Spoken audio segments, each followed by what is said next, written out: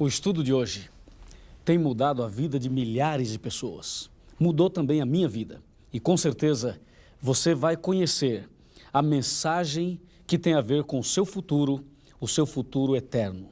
O juízo final é o tema que, na verdade, as pessoas precisam conhecer. Existe uma oração, uma reza que a Igreja Católica ensina, a reza do credo, creio em Deus Pai. Ela começa mais ou menos assim: creio em Deus Pai Todo-Poderoso, Criador dos céus e da terra. E ela vai, e no finalzinho diz assim, que Jesus morreu, ressuscitou, subiu aos céus, está sentado à direita de Deus Pai Todo-Poderoso, donde há de vir julgar os vivos e os mortos. Veja, julgar os vivos e os mortos.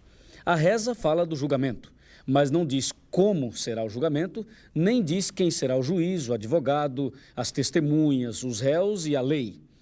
E agora nós vamos estudar dentro da Bíblia, dentro da profecia do Apocalipse, e vamos encontrar a resposta para as perguntas sobre este tão importante assunto, o juízo final.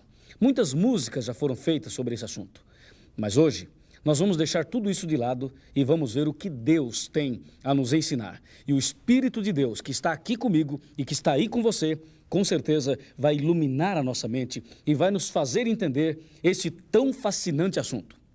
Vamos comigo abrir a Bíblia Sagrada aqui no livro de 2 Coríntios, no capítulo 5, no versículo 10, e eu leio exatamente assim, olha, 2 Coríntios 5, versículo 10. Porque importa que todos nós compareçamos perante o tribunal de Cristo, para que cada um receba segundo o bem ou o mal que tiver feito por meio do corpo. A palavra de Deus é muito clara e diz que todas as pessoas estarão um dia diante de Deus. Quando a Bíblia diz todas as pessoas, ela está falando de pessoas de uma forma geral. Do rico, do pobre, do negro, do branco, do brasileiro, do estrangeiro. A Bíblia está falando de artistas, de pessoas famosas. E a Bíblia está falando de pessoas comuns, como nós. O que ela está dizendo, o que Deus está dizendo, é que todas as pessoas, indistintamente, estarão um dia diante de Deus, diante do Pai Celestial. E aí, eu pergunto a você, vem cá. O dia em que eu e você, o dia em que chegar o momento de você estar diante de Deus, como será? Como será o dia do juízo final? Como será o momento em que todas as pessoas, todos os homens, terão que encarar Deus face a face? A Bíblia diz, todos devem comparecer perante o tribunal de Cristo. Meu amigo, muitas pessoas nos nossos dias têm estado em tribunais, têm estado assistindo, até mesmo participando de julgamentos. Algumas pessoas participam como réus, outras como testemunhas e outras pessoas apenas assistindo. A verdade é a seguinte: quando alguém vai para um julgamento, quando alguém é réu e vai para uma sala de julgamento, ela fica preocupada, ela fica apreensiva e ela se prepara, procura um bom advogado e ela fica realmente muito atenta a tudo isto que vai acontecer no momento do julgamento. Por isso, o que estamos falando agora é do julgamento final, é do juízo final. E este assunto, o juízo final, é que deve nos levar a uma preparação maior, deve nos levar a uma preocupação maior. E é bom que você arrume um bom advogado. Mas eu tenho uma grande notícia a você. O nosso grande advogado é Jesus Cristo e ele vai interceder por mim e por você. Vamos dar uma olhadinha no computador agora e vamos analisar em detalhes esta situação que a Bíblia coloca, em que todos nós estaremos um dia diante do juízo de Deus, diante do próprio Deus. Olha aqui, o juízo final. A palavra de Deus diz: todos os homens estarão um dia diante de Deus. Você pode ver aqui, todo mundo um dia vai comparecer perante o tribunal de Cristo. Deus dará um jeito e todo mundo vai estar um dia diante de Deus. E o livro de Eclesiastes, no capítulo 12, no versículo 14, afirma: Deus trará a juízo todas as obras, mesmo as escondidas, quer sejam boas, quer sejam más. Todas as obras. Quais são as obras que a gente costuma esconder?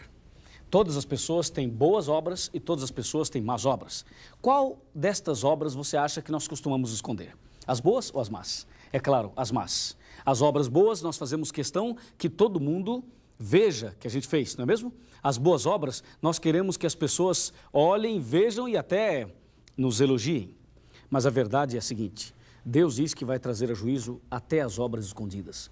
Você tem algum pecado escondido? Você já pecou e escondeu o pecado? Com certeza, todos nós já fizemos alguma coisa errada e escondemos. Você pode esconder os seus pecados do homem. Você pode esconder os seus pecados das pessoas, mas nunca poderá esconder os seus pecados de Deus. Lembre-se, diz a Bíblia, Deus vai trazer a juízo todas as obras, até as obras escondidas, quer sejam boas, quer sejam más. É isso que diz a palavra de Deus. Uma certa ocasião, um homem chamado Davi, o grande Davi, que tornou-se um rei, era o rei de Israel. Davi, ele cometeu um pecado.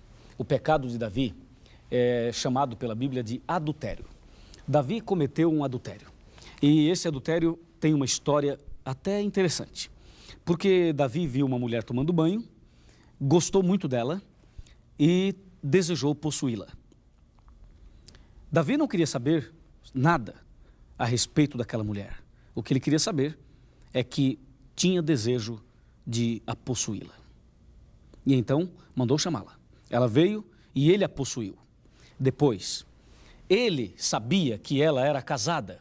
E era casada com um verdadeiro soldado de Israel. Embora ele não fosse de Israel, mas estava em Israel, lutando numa guerra, defendendo este país.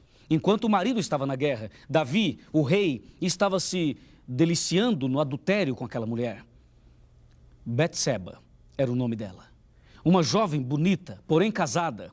Davi adulterou com ela e depois de praticar adultérios, depois de vários momentos de adultérios, então aquela mulher ficou grávida. E Davi ficou desesperado porque se aquele boato, se aquele fato, se aquele pecado pudesse cair na boca das pessoas, se todo mundo ficasse sabendo, Davi perderia o seu poder, perderia o seu cargo, deixaria de ser rei. Sabe o que Davi fez? Davi mandou uma carta e pediu que o marido dela viesse até o palácio do rei. E quando o marido veio, o marido de Betseba, Davi disse a ele: olha, sua esposa está aí sozinha há muito tempo, você está na guerra, que tal você passar uma semana com ela, tire uma semana de férias? Deus não deixou aquele homem dormir com a esposa, porque a intenção de Davi era fazer o marido deitar com a esposa e depois atribuir a gravidez a ele.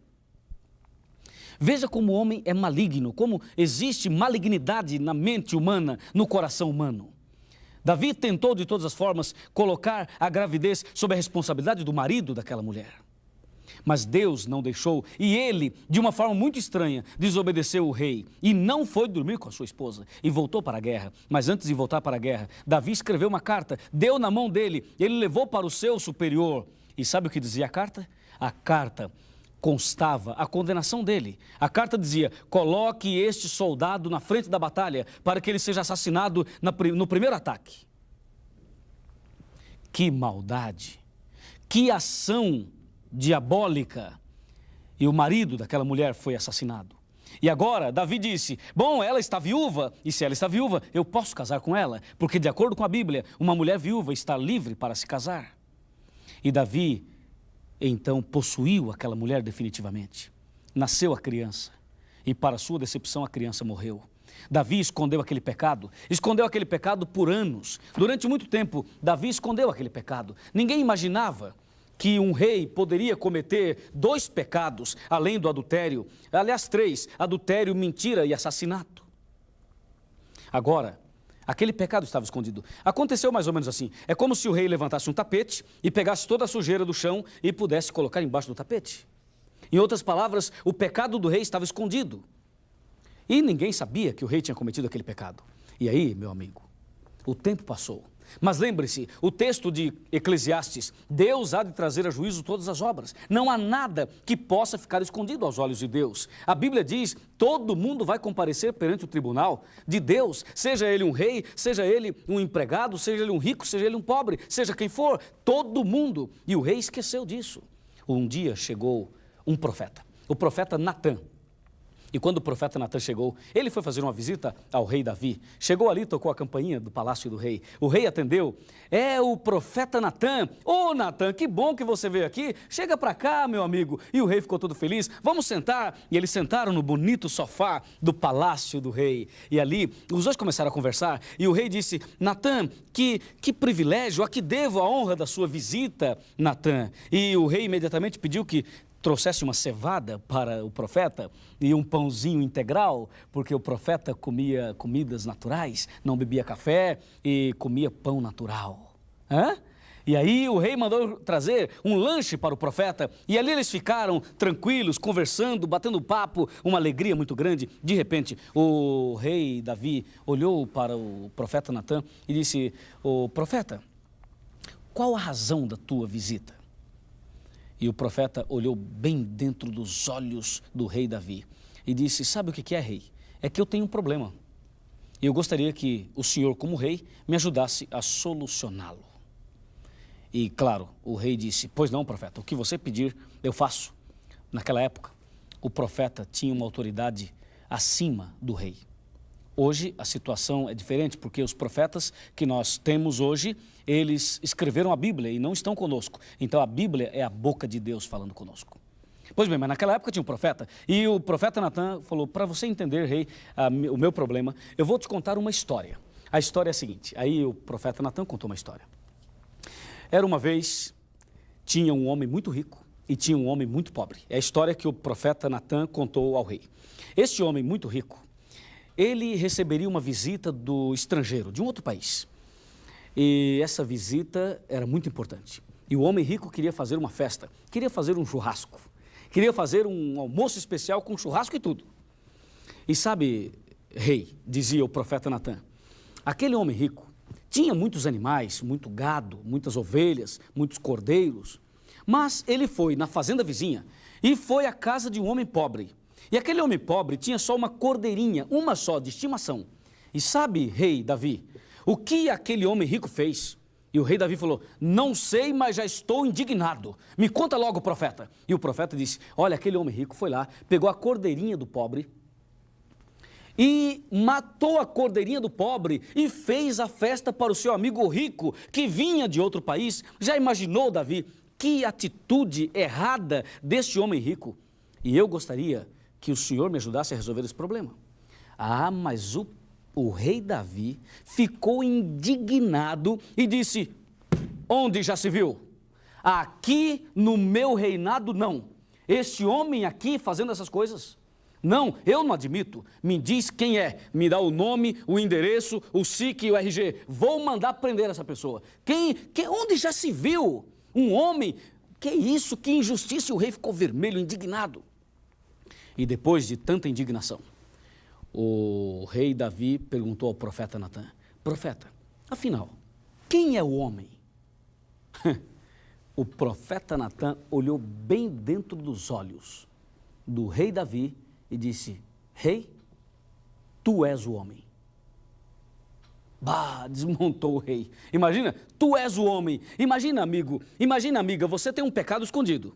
Você cometeu um pecado, escondeu, ninguém sabe do teu pecado. Quem sabe uma mentira, um adultério, um roubo, alguma coisa. Você pecou e escondeu. Ninguém sabe. De repente chega um profeta na tua casa, de repente chega um pastor na sua casa e Deus revela o pecado que você cometeu. Imagina o impacto. O rei, naquela hora, caiu dos joelhos, arrependido. Ele começou a chorar e ele começou a orar e disse, realmente eu pequei. E ele sentiu o peso do arrependimento. E naquele momento, o rei fez uma linda oração. Uma oração sincera de arrependimento. E esta oração está no Salmo 51. Pegue a sua Bíblia. O Salmo 51 é a oração de arrependimento do rei Davi. Eu vou ler aqui para você apenas 2 versículos ou 3. No Salmo 51, o rei Davi se arrepende e ele deixa registrado para nós o que aconteceu naquele momento de arrependimento. Vejam, Salmo 51, a partir do versículo 1, diz assim: compadece-te de mim, ó Deus, segundo a tua benignidade e segundo a multidão das tuas misericórdias. Apaga as minhas transgressões, lava-me completamente da minha iniquidade e purifica-me do meu pecado. E ele continua dizendo, e no versículo 10, ele clama e diz: cria em mim, ó Deus, um coração puro e renova dentro de mim um espírito inabalável. Em outras palavras, ó Deus, eu estou arrependido, por favor, tem misericórdia de mim. E Deus perdoou o rei Davi, purificou seu coração e ele ganhou a salvação. Isto quer dizer que Deus pode perdoar todos os pecados, desde que a pessoa se arrependa. Por isso, meu amigo, não esconda nenhum pecado, confesse todos a Deus, abandone o pecado e viva uma nova vida, porque se você esconder algum pecado, lembre-se, Deus vai trazer a juízo todas as obras, até aquelas que estão escondidas. Agora, o juízo final, ele está dividido em 3 fases. Eu vou te mostrar agora numa tela maior as 3 fases do juízo. E você vai começar a entender melhor os detalhes, as fases, os acontecimentos de cada fase do juízo final. Lembre-se, são 3 fases. Vamos aqui, olhando na tela, as 3 fases do juízo. Você pode ver aqui, a primeira fase é a fase de investigação. A segunda fase é a fase de comprovação e a terceira fase é a fase de execução. Portanto, o juízo final está dividido assim: juízo de investigação, juízo de comprovação e juízo de execução. Primeiro Deus investiga, depois ele comprova com a presença das testemunhas e depois ele executa e dá a sentença final. Lembre-se, 3 fases do juízo. E das 3, é importante que você saiba que a primeira fase é a fase que estamos vivendo e por isso é a fase mais importante, a fase de investigação. Agora, a de comprovação também é importante e a de execução também é muito importante. Você precisa entender como funciona cada fase. E em rápidas palavras, eu vou explicar a você como funcionam essas 3 fases do juízo final. Está preparado? Nós vamos agora abrir a Bíblia e vamos acompanhar atentamente estas fases. E acredite, você vai entender uma mensagem que vai revolucionar o seu coração. Vamos lá? Vamos lá. As 3 fases do juízo. A primeira fase, fase de investigação. A segunda, de comprovação. E a terceira, de execução. Dá uma olhadinha aqui no computador e assim você entende melhor o que eu tenho a dizer a você. Por favor, aqui. Veja, o anjo está com a sua pena na mão, simbolizando um anjo que registra tudo. Na verdade, tudo que você faz, tudo que eu faço é registrado, você sabia disso? Existe um livro, o livro do juízo, e Deus anota tudo que a gente faz, através de um anjo. E aqui você vê o marcador do tempo, dizendo que nós estamos vivendo nos últimos dias, no fim dos tempos. Confira agora as 3 fases do juízo. Juízo de investigação. A segunda fase, de comprovação, e a terceira, como já mostrei a você, de execução. Vamos em frente. A fase de investigação acontece agora. Apocalipse 14, versos 6 e 7. A primeira fase acontece agora. Interessante observar o que diz Apocalipse 14, versos 6 e 7. Ali diz: temei a Deus, dai-lhe glória e adorai aquele que fez o céu e a terra, porque vinda é a hora do seu juízo. A Bíblia diz que chegou o juízo, estamos vivendo a primeira fase do juízo. Hoje, Jesus está no lugar santíssimo do santuário celestial, já realizando o juízo. Deus está realizando o juízo. E a Bíblia diz que já que estamos na época do juízo, agora é tempo de temer a Deus. O que significa temer a Deus? Temer a Deus significa 3 coisas. Primeiro, respeitar a Deus. Segundo, amar a Deus. E terceiro, obedecê-lo. Temei a Deus, dai-lhe glória. Ora, dar glórias a Deus não é ficar gritando glória, glória, glória, glória. Não, dar glória a Deus significa atribuir a Deus toda a honra e toda a glória. Quando alguém elogiar você, quando alguém falar assim, puxa, como você canta bonito, diga, graças a Deus, a glória é de Deus. Quando alguém falar a você, olha, você tem uma casa bonita, um carro bonito, alguém dirigir a você algumas palavras de elogio, dê a Deus a glória, atribua a glória a Deus, dai-lhe glória, diz a palavra, porque chegou a hora do seu juízo, estamos vivendo no juízo. E adorai aquele que fez os céus e a terra. Nunca mais você deve se curvar diante de estátuas, nem do pontífice romano e nem diante de autoridades humanas. Você deve se curvar diante daquele que fez o céu e a terra. A segunda fase é a fase de comprovação. E isto vai acontecer durante os 1000 anos. Os 1000 anos é um período profético que começa com a volta de Jesus e termina com a descida da Cidade Santa. 1000 anos literais.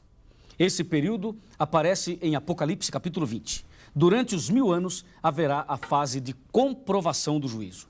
E durante os 1000 anos, o povo de Deus vai estar no céu e os ímpios estarão mortos na terra. E aí, nós vamos ter 3 surpresas lá no céu. E eu gostaria que você prestasse atenção nisso. 3 surpresas.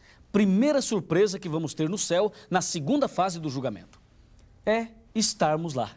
A segunda surpresa, pessoas que imaginamos que não irão para o céu, poderão estar lá. A terceira surpresa é essa daqui. Pessoas que pensamos que estarão lá no céu, elas poderão não estar. Por isso, quem é que vai para o céu? Só Deus é que sabe. Deus é que está fazendo o julgamento. Ele é o juiz.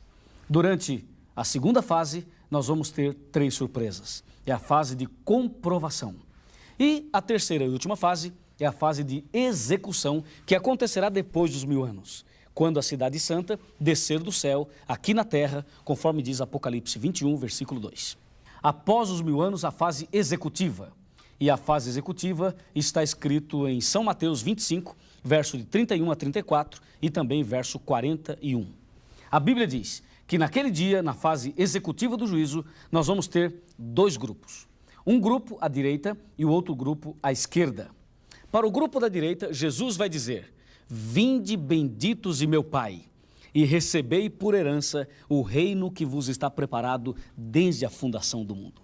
E para o grupo da esquerda, Jesus vai dizer: apartai-vos de mim, malditos, para o fogo eterno, preparado para o diabo e para os seus anjos. Terrível, não é? Mas é a fase executiva. As boas-vindas aos salvos e a condenação aos perdidos. Aí surge uma pergunta. Quem é quem no juízo final? Quem é o juiz? E quem é o advogado de defesa? Quem é o acusador? Quem são as testemunhas? E os réus? Quem são os réus? E por último, qual vai ser a lei usada como norma do julgamento? Calma, este é o nosso próximo tema. Daqui a pouco, você vai ter a oportunidade de entender quem é quem no juízo final. Mas antes de terminar o tema de hoje, eu gostaria de chamar muito a sua atenção para uma mensagem que Deus tem para o seu coração. Uma mensagem forte. E com ela, eu quero chamar você a uma mudança de vida. A palavra de Deus nos diz que na fase executiva do julgamento, quando Deus estiver concluindo tudo, Ele vai ter diante de si 2 grupos. O grupo dos salvos e o grupo dos perdidos. Amigo, em que lado você vai estar naquele dia? Em que lado você vai estar? Do lado direito ou do lado esquerdo? Eu não sei, mas uma coisa eu sei, você pode decidir agora. E com certeza a sua decisão é a mesma minha, estar do lado direito. Por isso, ore a Deus, abra o coração, confesse os pecados, chame o pecado pelo nome, dê nome ao pecado, confesse um por um. E Deus vai perdoar você, vai te dar um novo coração, vai te libertar das garras do inimigo e vai te dar a vitória pelo poder do sangue que Ele derramou por você. E nada vai te atrapalhar e impedir a sua salvação. Se você crê nestas palavras, se você crê em Deus como juiz e em Jesus como advogado, eu o convido a orar agora comigo. Vamos orar? Ó Deus querido e maravilhoso, fechamos os olhos para podermos abrir o coração. O coração está aberto para receber a mensagem do Senhor. Queremos obedecer a Tua palavra, andar com Jesus, queremos ter Jesus no coração e sentimos hoje o desejo muito forte de fazer a Tua vontade e de estar do lado direito no dia da execução final do juízo. Nas Tuas mãos eu entrego este amigo, esta amiga, esta pessoa que está orando comigo. Eu tenho certeza da Tua bênção, em nome de Jesus. Amém.